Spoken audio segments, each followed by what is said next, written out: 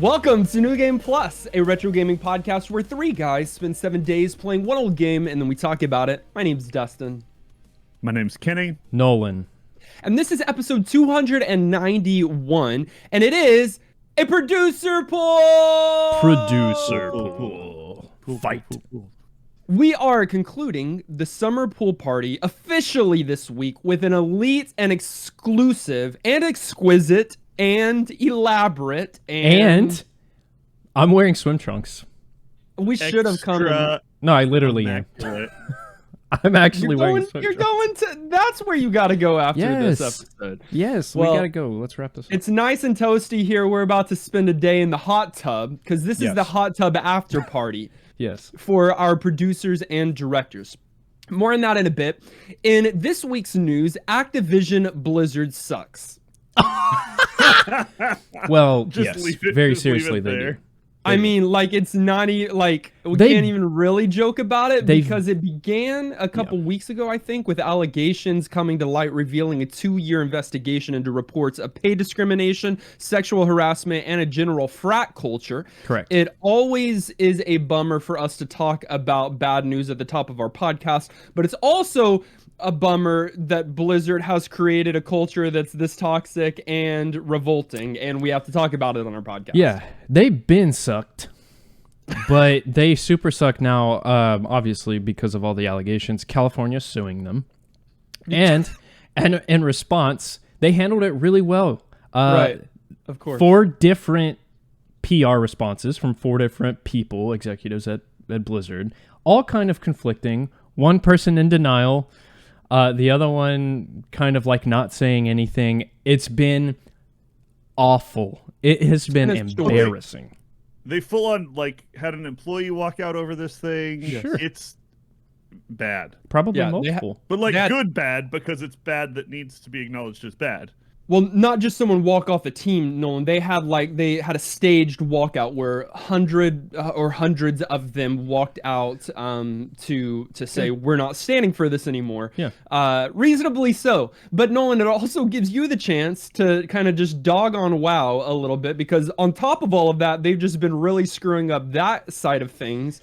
And you can then, in the same breath, applaud Square Enix for all that they're doing right with Final Yes. Fantasy XIV. Yeah, I mean, I've been playing FF14. For those of you that don't know, I'm like very addicted to it. And Asmongold is the biggest WoW streamer. He's also playing Final Fantasy XIV and openly trashing WoW, and his take is the correct take.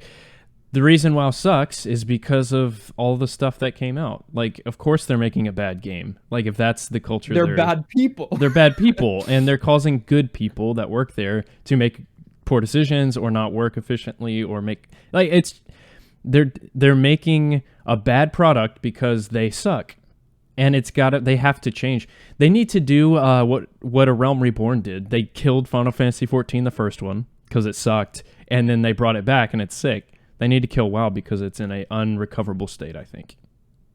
But it's even just the way that the companies are handling things of great importance and lesser importance. The lesser importance Sure. being the game. Like the culture and the way that you treat people is a lot more important. But the way that they're handling things are diametrically opposed to one another. And one is really good and really right and the fans are responding. And one is really awful. Let's guess which one's which. The executives the WoW.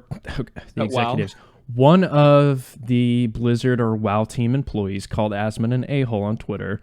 Meanwhile, the people from Final Fantasy XIV's team were trying to make his first experience of the game as positive as possible by banning people that were trolling him, improving server capacity because obviously a lot of people came with him. And when they were like, hey, Final Fantasy XIV is really killing WoW right now, and they asked the Yoshi P, the producer, the games director, he said, I don't like to look at it that way. WoW paved the way for us. And he just gave props to WoW, and he was very humble. So I don't like Activision Blizzard. I don't like WoW. No one does. Yikes. It's a bad situation. Hopefully they will get things together. They will make, whatever reparations they need to make to correct things. It's just a mess. And I mean, I don't want Activision Blizzard to go under. I've enjoyed playing some of their things over the years, but I want them to do better. They need to restructure and redo what they're doing and get rid of the bad, come back in with good. I didn't want to belittle. Kenny's looking at me, always just waiting for. You didn't even enter into the conversation. I know you've been on vacation. You don't know about it. No, I know all about it. But at the end, I always just am waiting for you to transition to puns, and I'm like, is this going to be in poor taste? Because this is actually an important thing. You need to like hard cut off and not transition, and I don't know if you were going to or not. I straight up wrote in my notes, I don't want to belittle the situation with an awkward transition, so let's just speed boost our way out of here, and once again, return to the planet Zebus. So it's kind of like a little bit of both. It's acknowledging I'm not going to do it, and then it's doing it a little bit. Yes. So we're in good taste. In good taste. Don't cancel us. Like in our retro game of the week, Super Metroid. Overview.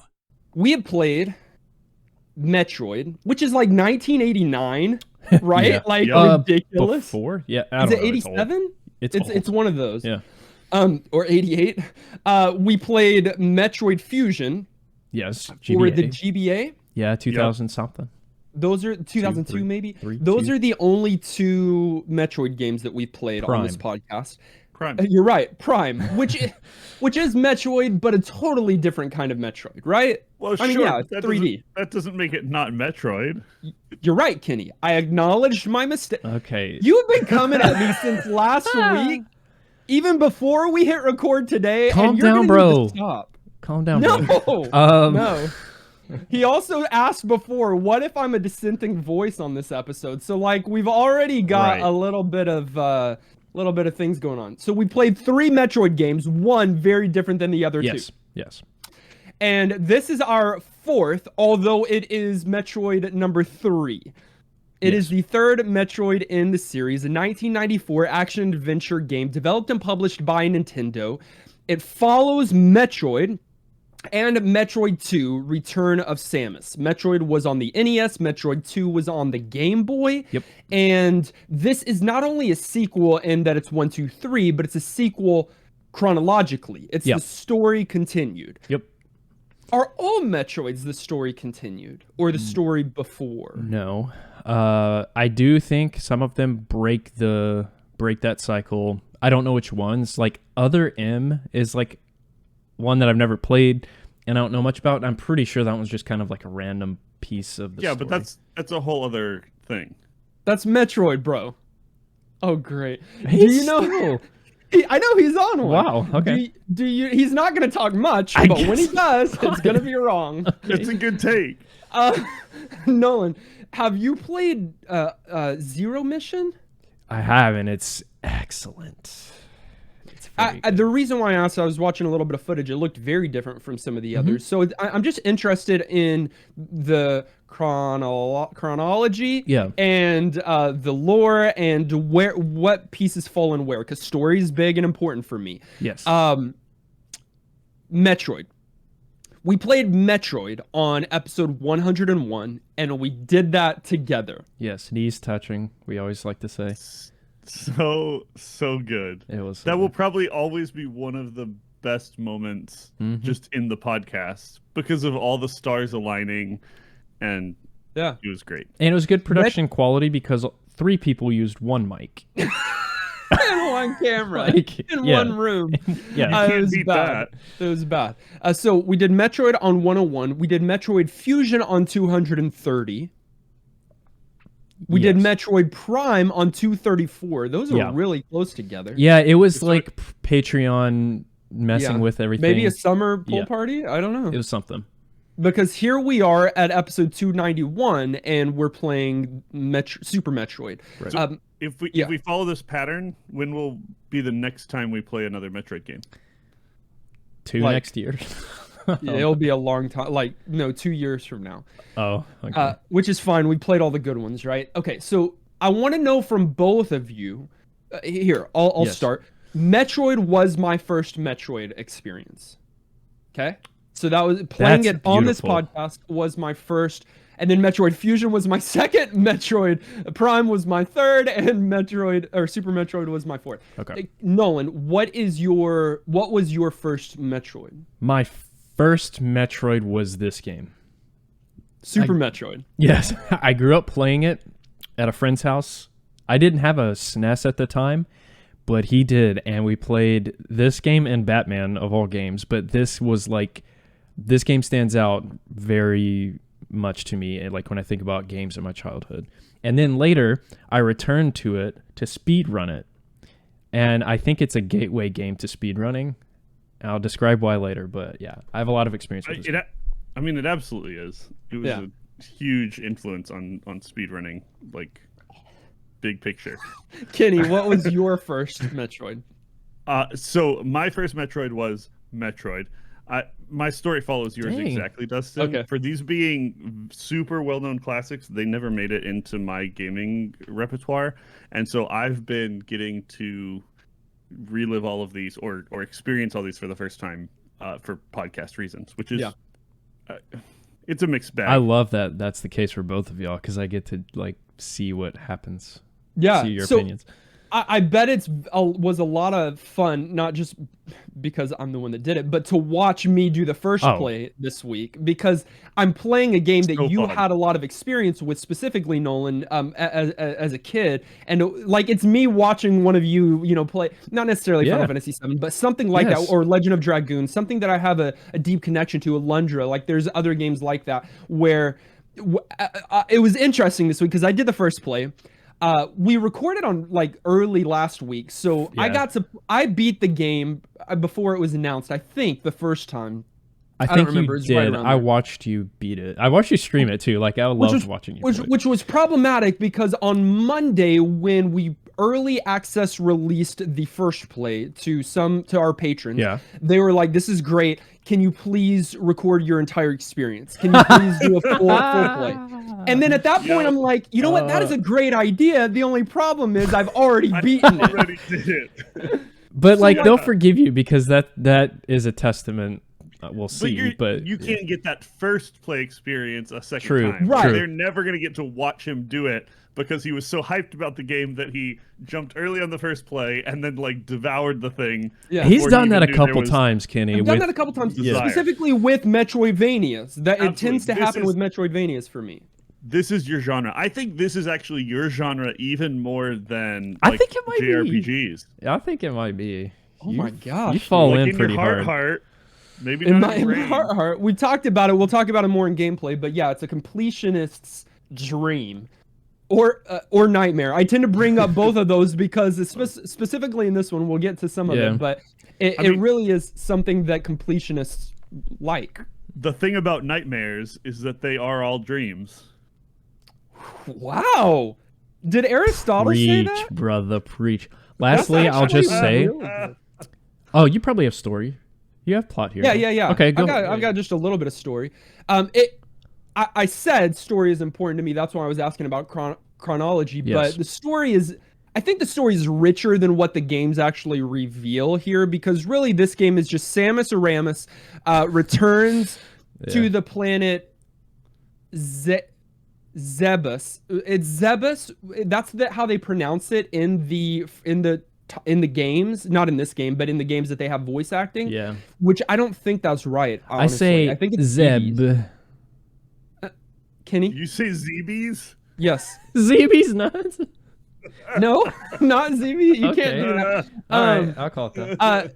Yes, I do, because long story short, the Chozos, the bird-like creatures that are the foundation to this game, that was their home planet, or it was one of their planets for the longest time. That's how they see it. They have a lot of like Egyptian like imagery, especially in other games that you follow. Okay, I'm following you. Thebes is an ancient Egyptian city that god or that Egyptian culture came from, spelled the exact same ways. Thebes and Zebes. You just convinced me. See, I believe everything you say. I never knew it was pronounced Thebes, and it's one of those words I've only ever read and not heard said, and so I don't know whether to just assume you're wrong, because in my mind it was always Thebes. or to just be like, oh hey, learned something new today. But bonus content. No, if you're looking for just retro gaming news, you're now an Egyptologist. Might be completely wrong. The story: Samus Aran again returns to the planet Zebes because the leader of the space pirates. The leader of the space pirates. He just got Aramis? Like, is that what you're laughing at? He said it earlier. Just the whole alliteration of all of it when he says it like that. I'm not trying. Can y'all just listen? Okay, I gotta go. We gotta finish. I'm about to try a story the third time. I'm not gonna derail you anymore, probably. She's going back to the planet that she visited in the first game, maybe the second. I haven't played it before. Ridley Scott, the leader of the space pirate, who is a dinosaur, who is now in Smash Bros. Yeah. Has I didn't know that. Yes, playable character, Kenny. Tell me that. Kenny, you said you weren't going to interrupt me. I take it back. I'll get caught up on Smash Brothers news. Believe it or not, Kenny, Ripley is in.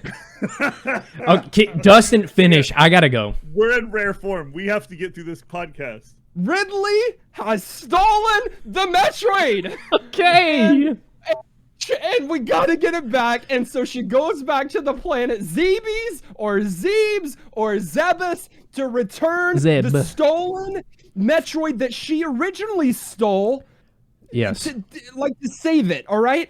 This was a Patreon pool. It was submitted by a Marlian. It was a producer pool, excuse me, a director pool. A Marlian, Wardana, Shauna, Brojim, Jordan, and Francesca. You have those 6 people to thank for this special episode. If you'd like more information about how you could be a producer or a director or a patron of any degree, then you can visit patreon.com/NGP podcast to find out how you could be a part.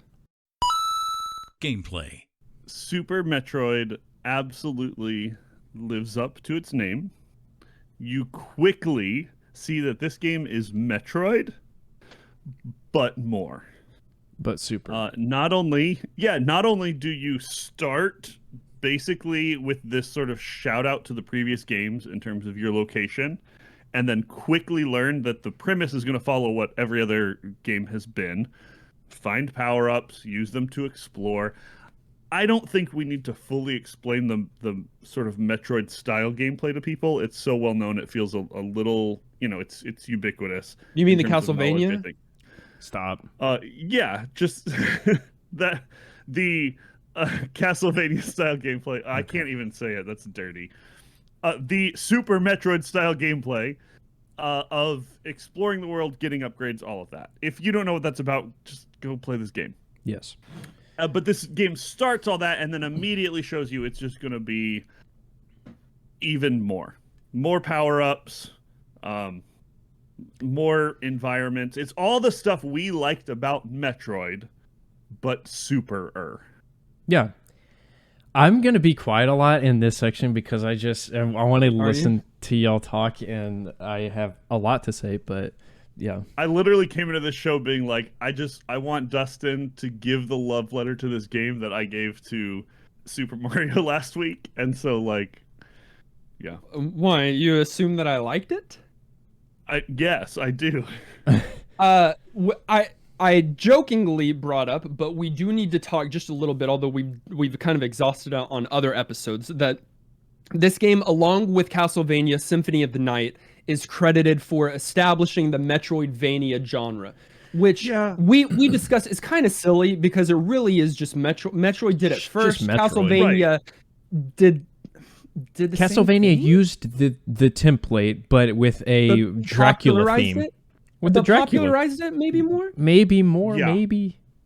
In my notes, I said this solidified a genre because it already existed. This isn't creation of a genre.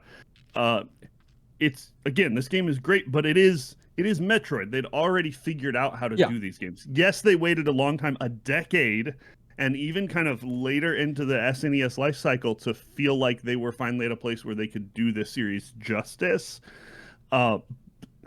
Well, this was 8 years since a Metroid release, if I understand that correctly. So they had gone silent for a while. Fans were hungry for something. And then to get Metroid, but yes, Super, and to return to some of the same environments straight away with some of the same themes, but everything's looking better, sounding crisper. And then, yeah, more, the same upgrades, but better now, and more upgrades. Like, I loved that Brinstar, the original location in the first game, or at least one of the major locations in the first game, is at least partially revisited here in this. You can watch the first play. I really would encourage you, not just because I played it and it was enjoyable, but because there was I know it says it in the opening dialogue, and I did catch that, but there was a moment in that first blue room that I was about to exit the right door, and then you can see something in my mind click, and I'm like, this feels familiar. And then I followed my senses back to the left and found the morph ball where the morph ball be. Yeah, you did. It was so sick to watch that happen, because I watched your eyes change, because you realized that's good game design, fellas. That's really sick. It really is. There's other good reasons to watch that first play too. I won't spoil them, but some fun kind of moments that hook you in and make it a little bit longer and a little bit more interesting than sort of just our normal vanilla first takes of games. So like, go watch it if you haven't. You walk past the broken mother brain freaking cage thing. I love that. Okay, so we're on the same planet. Are these...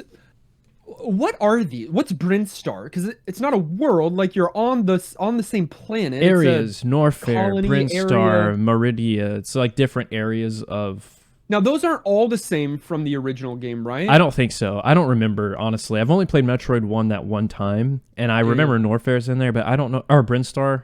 I don't know about the others. Brinstar for sure is. Yep. And I think some of the others, but you're not exploring the exact same maps. Some of them are the same. Yeah. The cool thing is that even in Brinstar, like the same place that you're exploring, the same enemies are positioned there. They look so much better than just pixels, but they're there. And like, having played this, seriously, so 101 would have been what? 152, 250, like almost 4 years ago at this point, 3 or 4 years ago. And I was able to remember, no, this is the same room. These are the same enemies. That's something special. Absolutely. And it makes the game start so strong. Yeah. Even if you're not familiar with it, it's still a good start. Like you get ambushed by Ridley and you're like, wait, stop, what? It's such a strong start for newcomers and for veterans especially. What I think... Yes, Kenny, what you said earlier about this game is Metroid 1, but Super. Yeah, of course. But one thing that I think they just perfected in this one is the exploring aspect of Metroid. That's the real core gameplay here. Yeah, you fight and you collect, and all those are in my notes still, but at the top, you have this sense of exploration. And I can't name a game, even Zelda, that does this like blind exploration of a world better. It's so vast and dark and scary, but you are getting but the way they've designed the stages and the rooms, not stages, they're rooms. That's why this genre is different. The way they've designed the rooms is so clever. For instance, the morph ball thing, Dustin, you get the power up, the only escape from that area is turning into a morph ball and going through the skinny thing. They do all that so well every single time, every power-up. Like, there's always that one moment of like, oh, they just designed it in a way that teaches the player perfectly. It's really funny that we're playing Super Metroid on the tail end of Super Mario Bros. Right. Because they both are experts at teaching the player how to... We went over that in extent during last week's episode, but this learned from Super Mario. I guarantee you, it learned some of what Super Mario Bros. Did, and then it evolved it here to where you don't have to have a manual for most of these abilities and things. Sure. Most of it is immediately self-taught. Immediately they put you in a position where you've got to do that to be able to advance or get out of the room that you got that ability in. Now, I do think there are a few times where that is not clear, or where the mechanics do not work as smoothly as they would have liked. And if this is remade someday, then I think that they should go at greater lengths to explaining some of those Shine things. Sprite Are stuff. you talking wall jumping? Because they tried to show you that it's a thing, which was great. With those little aliens? Yeah. Alien baby? Well, also with the animation of Samus like putting her foot on the wall for a second, and you're like, oh, that's interesting. Yeah, but I think you would benefit from wall jumping a lot earlier than when you come across those, which, by the way, you could come across it relatively early or way late. Like, that's the thing with this game, is that you don't have to go the same direction or the same route every time that you play it. You can do it somewhat differently. Love that. You know? Love that. Even to a point where, like, and obviously speedrunners know this better because some of it's unintended, but like you can really break the order of which you go through the game. And I love that about this game. I love like giving the player that choice is so good. So yeah, the Shine, I think it's Shine Spark, right? The Shine Spark. They've also got another alien. It's that bird creature that teaches that at one point. But the wall jump, they're somewhat inconsistent, and then it might be considered the Shine Spark, but when you run and start to get that glowy, and then you jump roll, like you can get a lot further with it. Just some of those things they don't necessarily teach, which I think is in conjunction with another of my gripes, is that there are some, I'm a completionist. The first time I played this game with a guide, I know that would, cause some people to be distraught. Who cares? 99% with a guide. I knew that I was missing one missile power up. Kenny, I looked. I went through the map 2 more times, and then I was like, I just gotta finish it. He went through the entire map twice. Yeah, so it hurt me, and I was like, obviously I cannot be okay with this. So I went through the game again, partially blind. I mean, I'd already played it, and then partially with a map, but no guide, no text guide telling me go in this order. So I kind of went in whatever order felt right at the time. That was kind of even more enjoyable, and I knew the world a little bit more and the mechanics a little bit more, right? But there are some power-ups, there are some missile, collections, some energy reserve tanks, whatever. There are some items that man, if you do not have a guide, you're going to miss. Insanely well hidden, unless you're totally committed to like trying every single possible thing. There's some stuff you just shouldn't find. When in doubt, power bomb in the middle of the room. Yeah, do that. But then there are open spaces too, like where your ship is, and there are 2 or 3, missile tanks there. Kenny, you said well hidden. I do think that there are a lot that are well hidden. I think that there are some that are poorly hidden, that even if you do not have a guide and you did not have internet back in the day when you were playing this, that no matter how many hours you put into it, you most likely wouldn't find them. Okay, I disagree. I agree with you that in a week's time, when you're a completionist and you want to get 100%, yeah, that's frustrating. In 94, or even now, for a casual player that does want to finish the game fully, but has more time to dedicate to it, I think exploring the entire game is not a bad thing more than once. And so I think that it's fine. I don't like future games solve this problem. I'm trying to remember how they did. Maybe they didn't. By being less gimmicky? Well, by just acknowledging that it can be forced? Maybe a detailed map. I don't remember what they did in like Fusion and others, if they did anything. But I think it's okay. I think even though some of it's a little janky, encouraging or being lost in this world for a long time, I think is a positive. You know what I wish they would have done, and I don't think this would have broken it, is on the map, if, in your menu, if they would tell you how many of what is in that world, in that area. Not in the room, but in Brinstar, there are 12 of this, there are 6 of this, there are 3 of this. So it doesn't tell you any detail other than there's more You're to be true. found That's here. That's a good idea. Resident Evil solved this problem. They did do it by room. They turned the color of your map from red to blue. Once you found it all. Yeah. I think it's okay. I'm not as big a fan of it as a solution, but I think they should do something. You just turned your solution down. Sorry, Justin.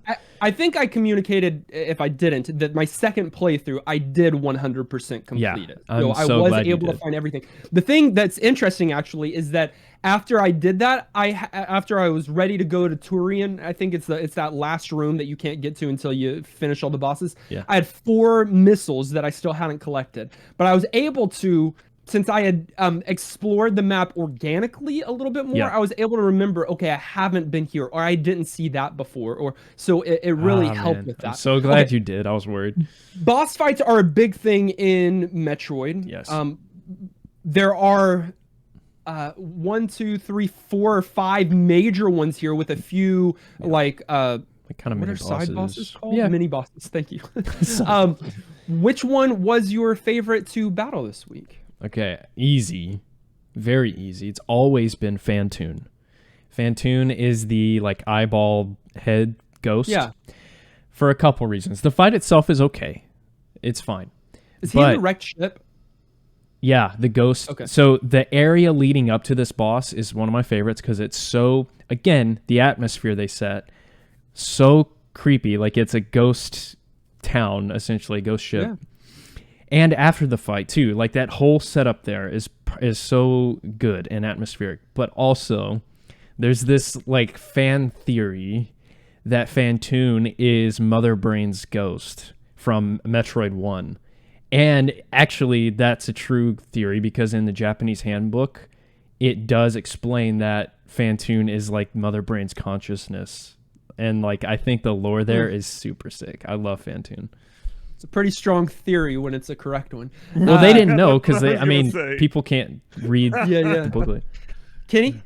Did you hear the theory about the Hobbit? All right. That threw the ring in and. Kenny, what was your favorite boss battle? He doesn't know. He only did one. No, favorite boss battle is. I'm not going to say the last boss because I think that's what we're talking about, but without spoiling, I don't know if we can do that. So I'm going to say, like, mechanically, I really liked the boss. I'm not cool enough, like Nolan, to know boss names, but the one that just, like, opens up and you got to shoot the innards with missiles. It's early on, but it's a good one. The one where you shoot inside of its mouth? No, like, it looks sort of like an eye, and it opens up, and there's the little pillar in the middle. Oh, that you gotta hit with missiles. That's what Nolan just said, I think. That's fantastic. No, you're talking about the plant? The plant thing that's dangling? Yeah. Yeah. It dangles. I don't know. My favorite was Dragon. Monster. My favorite was Dragon. Oh, really? I think that fight is so cool because there is a unique way to finish it. You got to describe it. I don't know who Dragon is. It's the bug. It starts out as a cluster of bugs, and then it's like this bug-like dragon in this room that picks you up and hits you with its tail and has these various drops on you. But the cool thing, Kenny, is that you can blow off some of the side panels of the room, and little electric sparks will be there. It's after you've gotten the grapple hook, and so when he's picked you up, if you can successfully tether yourself to one of those electric things, it will electrocute you, but the enemy as well. And so if you have enough health, you can wipe it out in that one move. And I think that is such a cool mechanic. Insane. Like it's kind of hard to time properly, so you don't have to fight it that way. There's one, another. You can fight it normally, but if you want to, you can gimmick, I guess, that, and it's just a really cool idea. I love that. Love the boss fights. That's another thing that Metroid just is best in class at, is just the boss fights being memorable. I love all the bosses in this game. Kraid. And just in putting in that level of detail on stuff. It wasn't the first time it happened. It happened numerous times throughout this game. But there were so many moments that I was like, they didn't have to do that. But they decided to do that, and it's so much better for it. But even like escaping and the countdown clock, and then your camera angle goes kind of wonky and everything like falls to the side as you're climbing up in that that like opening sequence. And then again and again, they give you power-ups. They give you moments where you use those power-ups in unique ways, or like hide something in a clever way, but don't repeat it. Just use it as like a one-off. And you do it, and you're like, they didn't have to care this much. And it I love those moments. The statues that give you your power-ups, you trust them. You're like, oh, cool. You shoot them, get your power-up. And one freaking comes alive and starts like attacking you. Or the one that like moves and then that like carries walks with you. Yeah, that carries you. Oh, it goes down. Yeah. Yeah, there's a lot of cool, like, not quality of life, but like attention to detail, and it's another company that you can tell they really loved this IP. Yeah. They invested in it. They didn't just give you a game to play in the universe. 8 years after the last entry, they said, we want to do something that will put Metroid on the map and keep it there for decades and decades to come. And they gave us Super Metroid. Aged. This both feels like SNES and does not feel like SNES to me at all. So what I mean is this game, when I think about it, it's a huge nostalgia bomb for me. Childhood, playing it with a friend, progressing. Sure, SNES. Perfect SNES era game. But then I think about the actual game and what it is, and I'm like, this game feels like it was post-SNES. It feels advanced and in many ways. And like, I know it came later in the lifespan. Yeah, it did. So there's that to consider. But even still, I want to say that if they made this as a launch title, it would still be this game. I really believe that.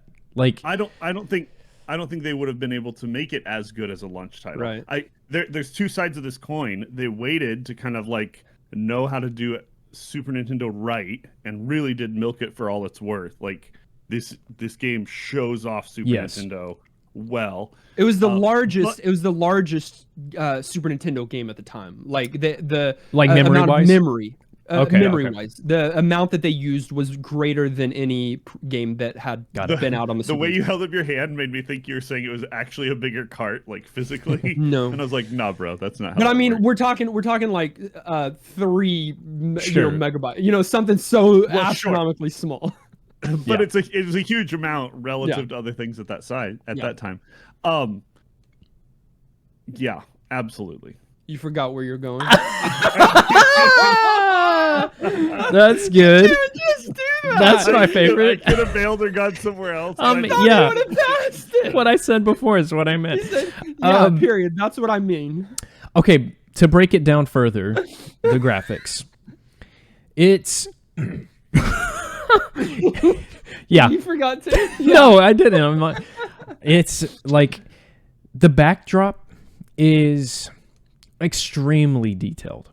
Not only that, so good. Every area, Brinstar, Norfair, Meridia, all these other ones we've been talking about, have their own feel to them. That's so impressive to me. I mean, the sprite work is excellent. But then when you just like take a step back and look at what's going on behind Samus, it's mind-blowing. It's actually so good. Can we just talk about the visual impact on some of the areas of keeping stuff that's off the screen actually black? Like a lot of times you have these areas where like you're in a cave and instead of putting a bunch of, like rocks in the dead space, it's just empty. Like they just leave it empty. And so the space feels smaller and tight and so intentional. It could feel like the wrong decision when you just say that, but adds to that tone and the realism so well. And that's just one example detail of places where again and again and again they nailed the visuals here. And yeah. You want to know what's weird? This week when I started Super Metroid, I felt the way that I'm about to describe it. I think it is in part because we played Metroid so long ago, but I think in part it's because I've seen Super Metroid speed ran so many times that imagery is just ingrained in my mind as Metroid.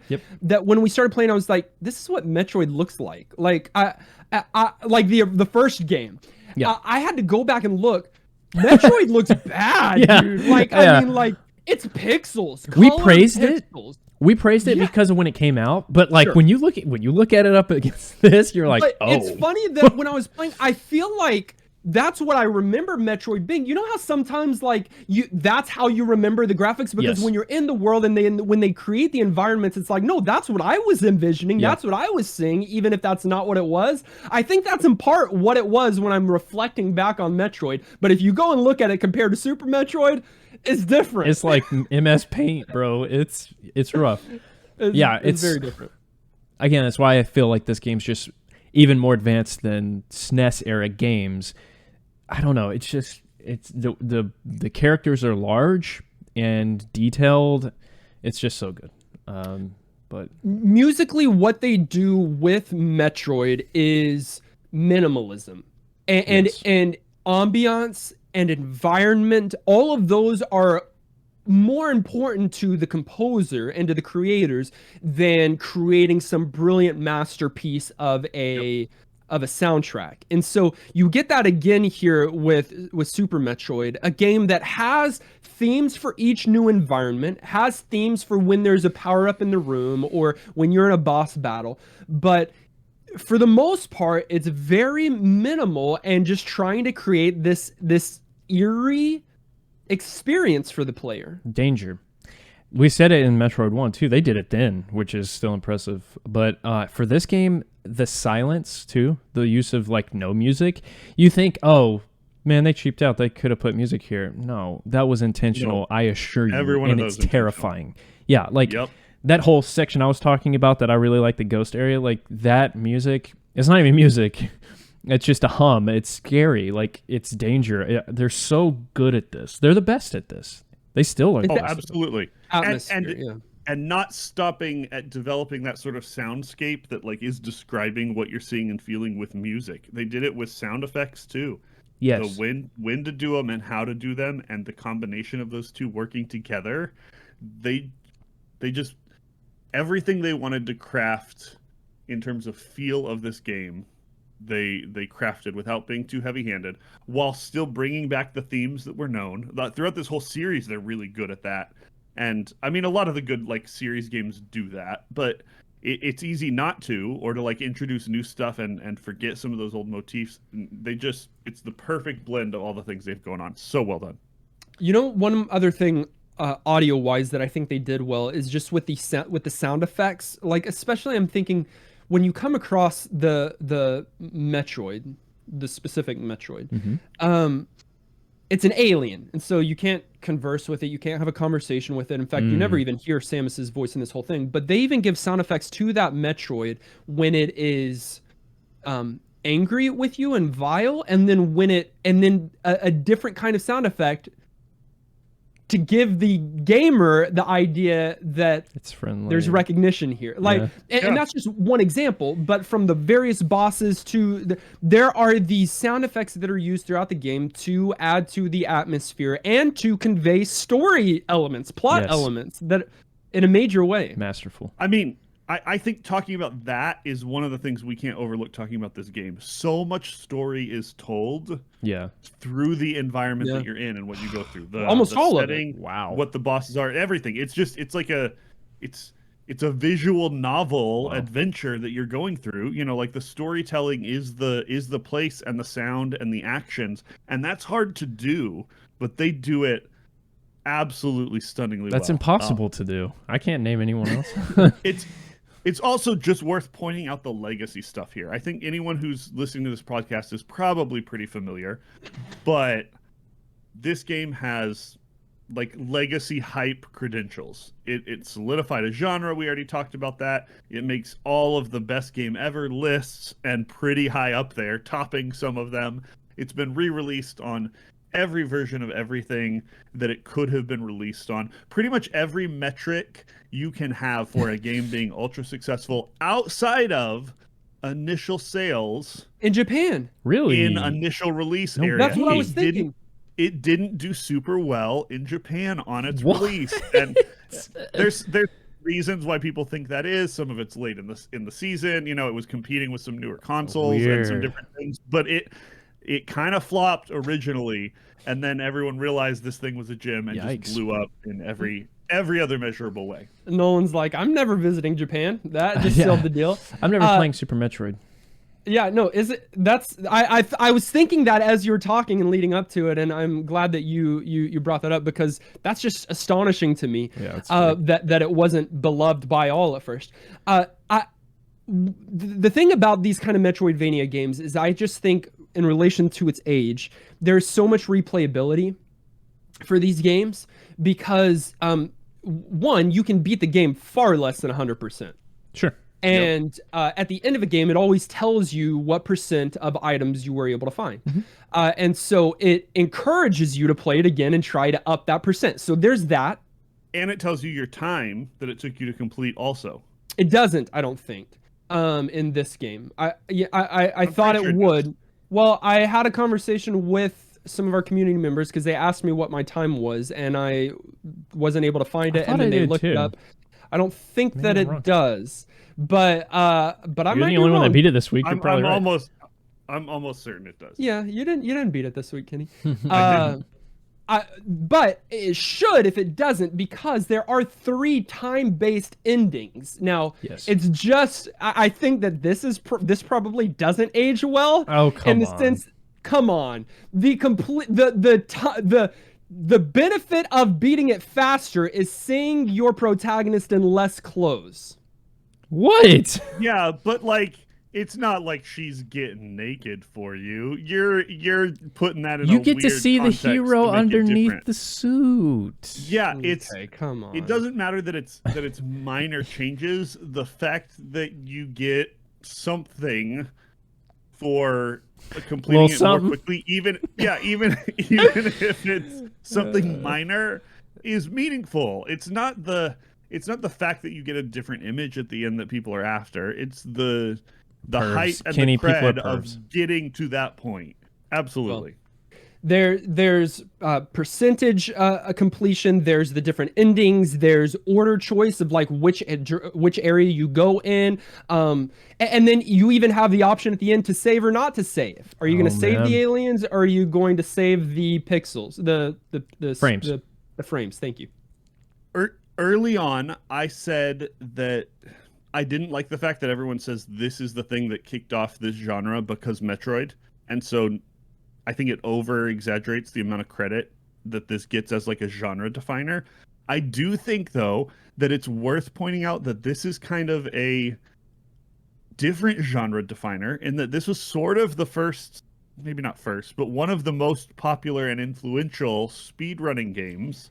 Yeah. Because of all of those elements of completion % and time % and all of that stuff, it sort of helped move that community and create a thing out of it, and that's worth noting because outside of like it's a niche thing. FPS speedruns, I think those were like the first like Quake in those, but then like platformer speedruns, that was like, maybe Mario was the one, but I know what you mean, Kenny. It was a gateway for me into speedrunning, and so yes, I know what you mean.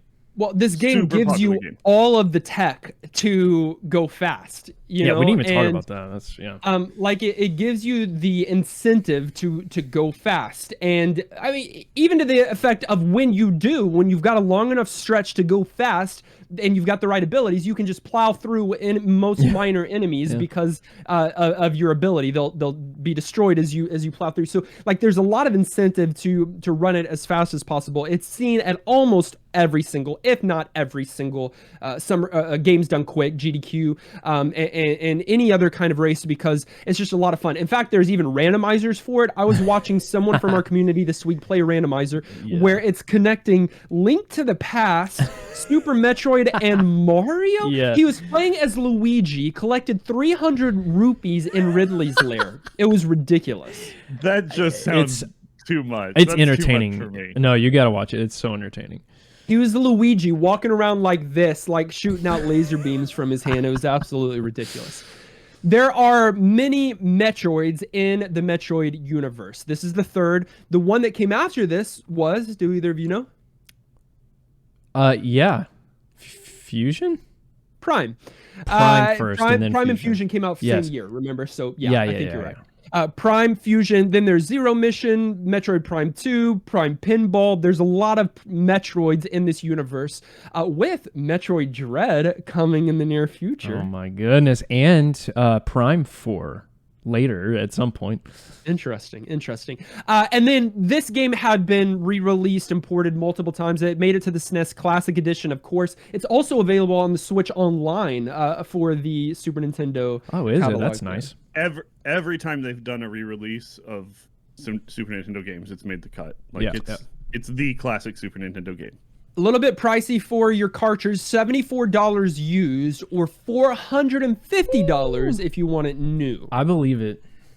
It's just there's something about this series that is like rare or feels uncommon in a collection. I don't know. People love this series, and so I'm not surprised that it's expensive. People that like collecting things that are completionists like to collect this game. There's overlap there. Yeah.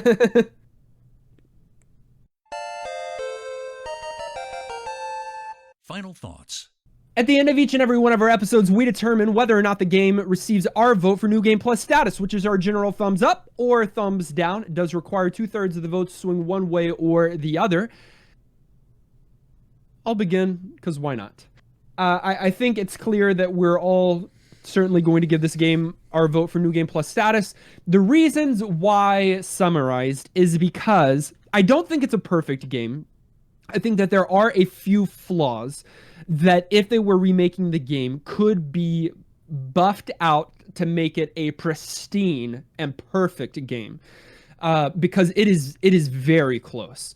The upgrades, the abilities, the look, the feel, the sound, the atmosphere, even the story elements that are played out not in dialogue sequences. You have one text scroll and it's at the beginning of the game. You might have a slight one at the end, but other than that, it's all told in game through the experience. No cutscenes needed, and that is done in such an immaculate way. It's so much fun to explore these worlds and to really feel like you were being powered up. And I love that they didn't even take the approach that a lot of games take, especially sequels, where they have to depower your character to empower them again. There wasn't even that kind of thing. She just started in one way, and then she was able to reclaim these abilities. It didn't have to do all of that. And so I just think it's super cool, especially, we didn't talk about it, Kenny brought it up just in passing, but the final fights are not the hardest, honestly, especially if you've 100%ed it, but they are very story full and very emotionally impactful for someone that is really invested into this game. I think that you can get so much fun out of this game if you speed run it in less than 2 hours, and then I think you can get a lot of fun in it if you explore the world for 10 hours and anywhere in between. I think it's a wonderful game. Do I like it more than Metroid? I don't know, but it's an exceptional title and definitely gets my vote for New Game Plus status. What a sick end to the pool party. We were for real wanting it. People wanted it. We had multiple submissions every time, and it wouldn't take, but it finally did. One hot tub. Yes, one hot tub. This game has stood the test of time. Yes, it's a nostalgic trip for me, but it is still so playable and relevant. I mean, from Hollow Knight to Axiom Verge to every indie platformer in between in the last 10 years, it's Super Metroid, just with a different idea. And this game is still, I can still put this game in and play it and have as much fun as I did and appreciate the elements of it that exist in modern games. It's so good. It's the OG. It does it the best. I envy anyone who gets to play it for the first time. NGP all day, all night. That's 2. Goes to you, Kenny. Yeah, I'll agree with your sentiment, Dustin. No one's going to be surprised that this one gets NGP status. And of course, it gets it all the way across the board. That being said, I just want to point out that this game makes me sad. Okay. So it makes me sad that I didn't play this game originally. Like, my childhood is lesser for not having gotten to do this as a kid, like for real and organically. It makes me sad that the nature of our podcast sometimes forces me not to revel in games like this in the way that I want to. I want to take them slow. I don't want to play with a guide. I don't want to feel like I've got to be in a hurry to see enough of it. You know what I mean? This is the kind of game that I just want to like be in for a while and not care about. And I always feel like the fact that I need to feel up to speed on something in a week is sort of a bummer. And so I love when these games come up, but it's kind of a bummer to be like forced to play them quickly.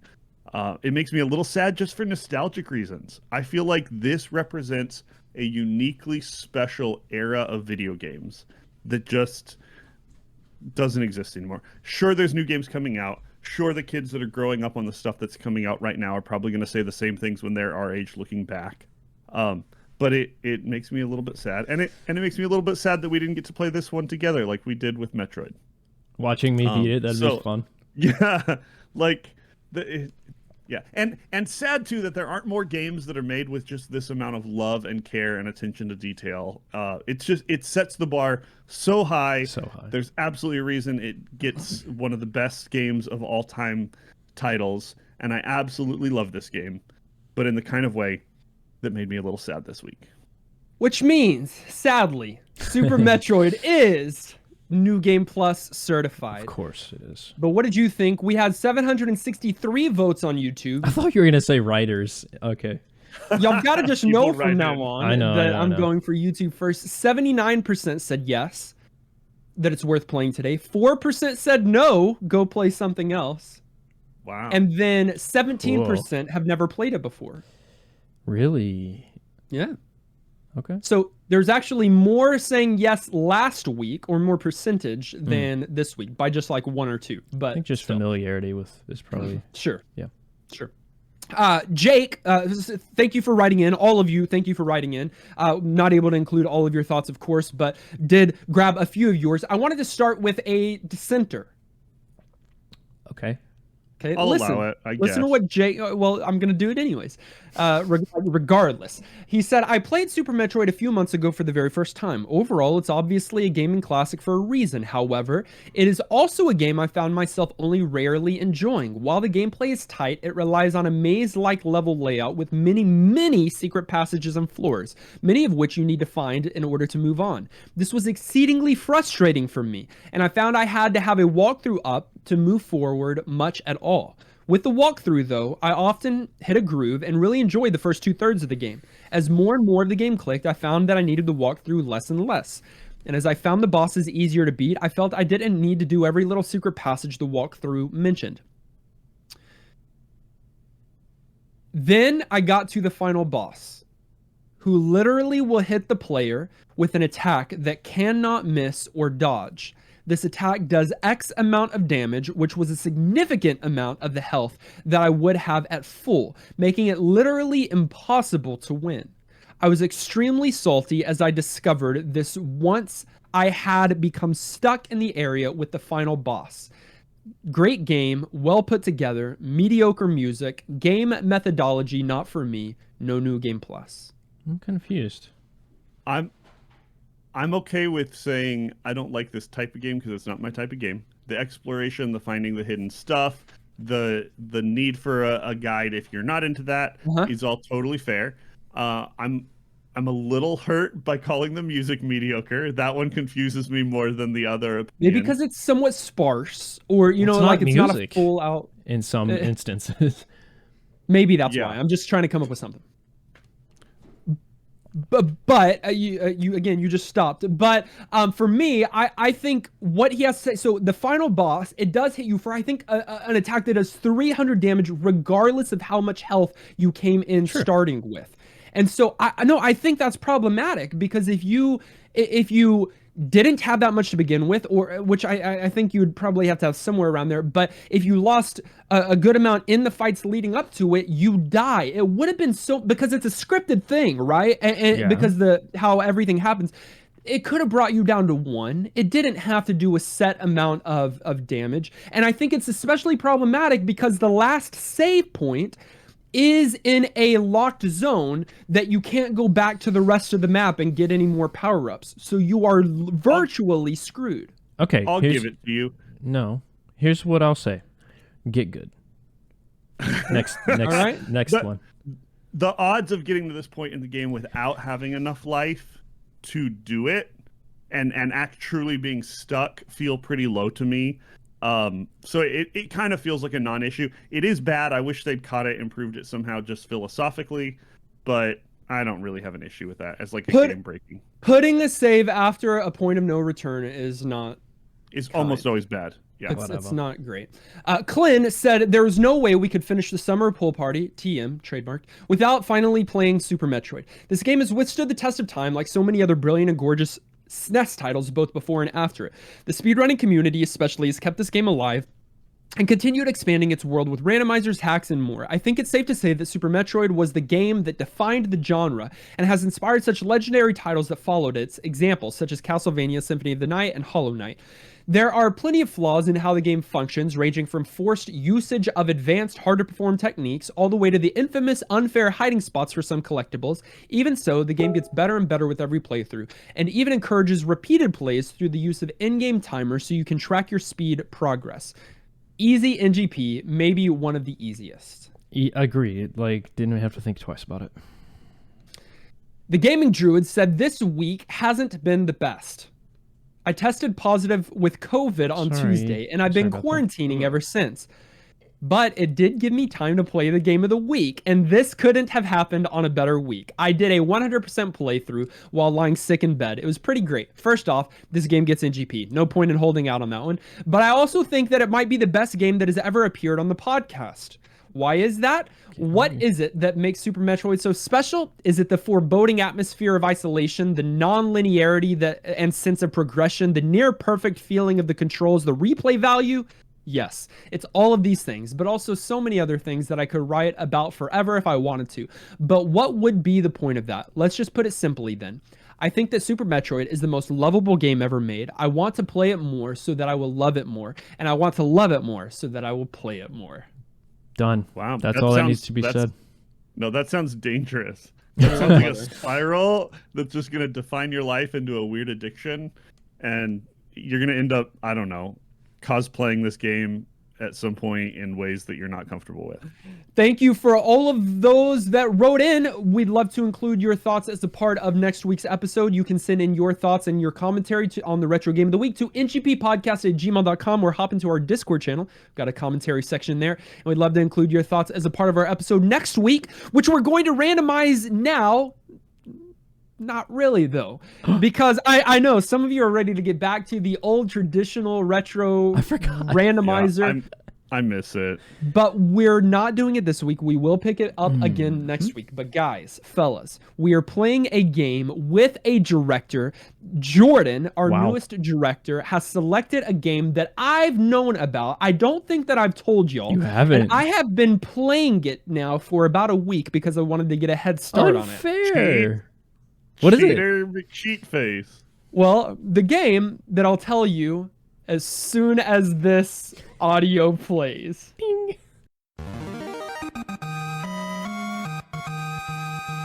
It's an RPG. My genre. It is my genre. No, not your favorite genre. No, your second favorite genre. All right. It originally released in 2001. I'm not going to continue until I've got all eyes on me. 2001 for the PlayStation 2. Okay. It's the 10th entry in the series. Wow. Okay. I watched Nolan finish it at my house or at his house. That was 13. Okay, I didn't watch Nolan. I watched him play it at his house one time. Yeah. It's set in the fantasy world of Spira. And it revolves around a group of adventurers defeating a rampaging monster known as Sin. It's called Blitzball. Actually, it's called Final Fantasy X. We don't have enough time to play it this week. Sorry. It's Final Fantasy X. We're playing Final Fantasy X with Jordan. We've got to play it from start to finish this week. So grab your copy and let's begin. Join us in Discord, ngppodcast.com. There's a button that says join us in Discord. See you there. I want to say a big thank you to our producers, including Marley Anthony, Austin, Ben, Bethany Fox, Brunk, Carrie, Dan the Man, Francesca. Hi, I'm Josh, Joey, Corey, Lorelai, Maxima, Nawel, Secret Duck of Evermore, Shauna, Thomas, Unbedavable, Wardonis, William, and Zion. To our above and beyond level directors who support us with too much of their hearts, Antonin, Garlisle, Brochim, and Jordan, who you'll get to hear from next week. Hype. And a double big shout out to Justin, who upped his support to the producer Wow, level. Thank you so much. We're appreciative. Very cool. Hey, I do want to mention that you heard a new producer poll theme that was played at the beginning of this episode. It was made by Mr. Lattes. Mr. Lattes, I think that's how we pronounce his name. One of our community members. Just an incredible content creator. Thank you for that soundbite. According to the Egyptians, it's pronounced Mr. Lattes. Okay.